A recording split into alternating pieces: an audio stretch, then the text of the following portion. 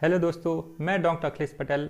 आज के इस वीडियो में बात करने वाला हूं एक ऐसी होम्योपैथिक मेडिसिन जो आपको सर्दी के मौसम में ठंडी हवा लगने के बाद अचानक से यदि आपको सर्दी, खांसी, बुखार, पेट दर्द या सीने में दर्द होता है, इन सभी बीमारियों को बचाने में काफ़ी कारगर है। दोस्तों, होम्योपैथिक मेडिसिन एकोनाइट 30।